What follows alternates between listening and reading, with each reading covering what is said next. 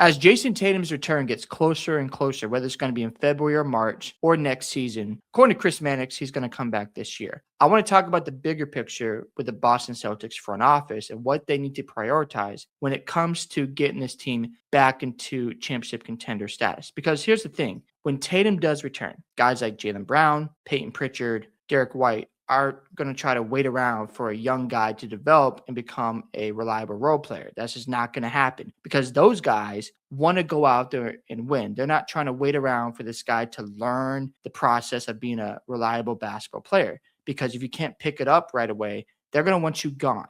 So guys like Hugo Gonzalez, a nice story. Josh Mina, he has shown some flashes. You have Jordan Walsh, Luka Garza, Baylor Scheiderman. If none of these guys, or let's say some of these guys pan out, they can be reliable, and other guys are still trying to figure things out, well, Tatum and Brown and White and Pritchard, they need to go because they're looking to go out and compete for a championship again. Think about the Golden State Warriors.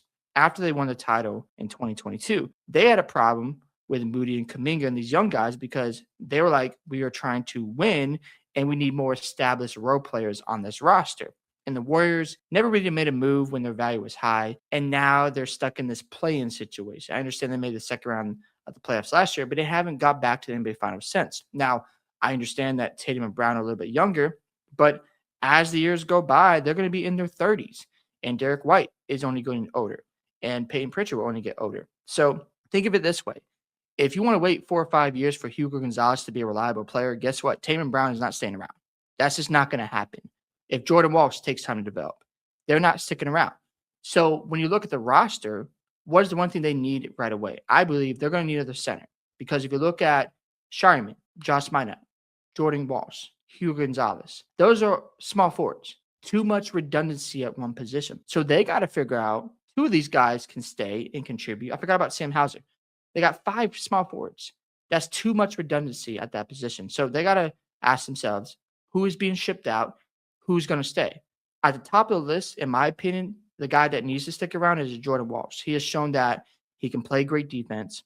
He can grab rebounds. And yes, I know he's not the best shooter, but he doesn't get a lot of attempts. But when he does shoot the ball in the corner, he gets in his position to knock down the shots. He shoots at about 37 to 40% from 3 on 2 attempts, but we got to see if he can knock down more.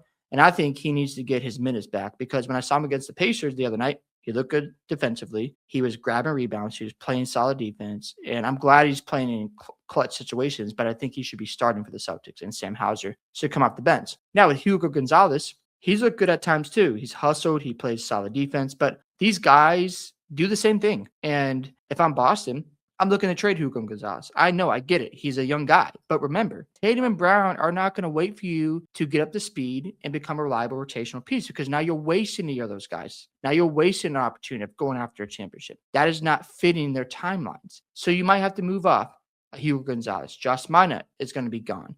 Luka Garza, nice serviceable center, but you probably rather have a guy like a Daniel Gafford who's established as a role player. You'd rather have like a PJ Washington who's an established small forward. You get what I'm saying? Like you can have these young guys and they can do a lot of nice things, but if you have redundancy and guys who are trying to gain experience with other guys who want to win a championship, that's not a good fit. So the front office for Boston needs to prioritize getting experienced players next to Brown, Pritchard, Derek White, and Jayson Tatum. I'm not saying you sell the entire young guys. No, you don't do that. You keep a few of them around to develop and they become reliable players, like a Neemias Queta, for example. But with all that being said, they can't all stick around. So Shireman, I think he's another guy that has to go. I know he can knock down his shots, but Sam Hauser already does that. And he's not that good defensively. He can't guard really well. So he should go. And you need another center. And in my opinion, you're going to need a point of attack defender at the guard position because Derek White is known for his help defense. Peyton Pritchard is known for his offense. He's not the best defender. So they need a guy like a Drew Holiday to pair with Derek White. And Tatum, he'll help with the rebounding. He's going to help with guarding different positions. But at the end of the day, don't put too much on Tatum and Brown and they're waiting for these young guys to develop. And they're just going to get frustrated. So it's very important for the front office to be aggressive in the offseason to figure out, okay, we understand that Queta, he can stay. He's reliable as a big man. I would keep starting Tatum. He's been really good, and I think he'll only get better. And Luka Garza, he can knock down some threes, but when it comes to rim protection, he's not that good. So do we keep him around and make him the third center? That's something they got to figure out.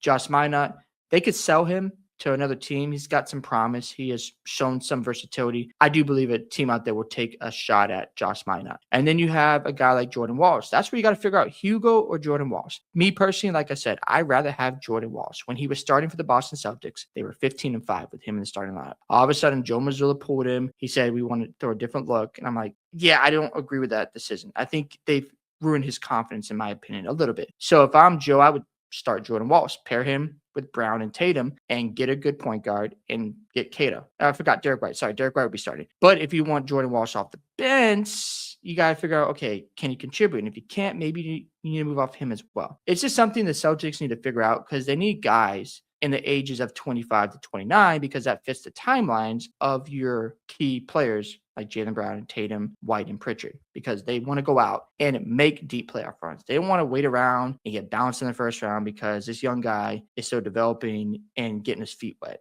That's just not a good idea. So I understand it's important to have depth because of the new CBA rules, and you want to keep a few guys around. That's why I say you don't want to just trade all these guys off. But when Tatum returns, you're going to have to make some moves because there's going to be too much redundancy at the small forward position. You need another big man and another point of attack defender. So it's very important for the Celtics, whether it's going to happen the trade deadline or this offseason, to really speed things up and show Tatum and Brown, look, give us some time, might take a year. And we understand Tatum could take an entire season just to feel comfortable with that Achilles, feel confident with his jump shot. That might take a little bit of time, more than just come back in February or March. It might take him until like next January to feel like he's back to himself, because coming off Achilles injury, you don't just get better overnight. You got to play NBA minutes. You got to get your reps. So I just think you got 2 seasons here. You got this offseason to add a piece or two, and then another offseason to figure out, okay, who's the missing piece? And then we go after a championship. If it happens sooner, I'm more than happy seeing that result. But I think it's very important for the front office to stress, okay, let's figure out who we're keeping for the young guys and who need to go, because we don't want a situation like Golden State where Jaylen Brown and Tatum are growing impatient because they have to deal with these rookies and they aren't getting an opportunity to go after the championship. Hope you guys enjoyed my thoughts on the situation with Tatum and how the front office needs to handle everything. Do you agree or disagree? Don't forget to like and subscribe to the channel, and I'll catch y'all in the next one.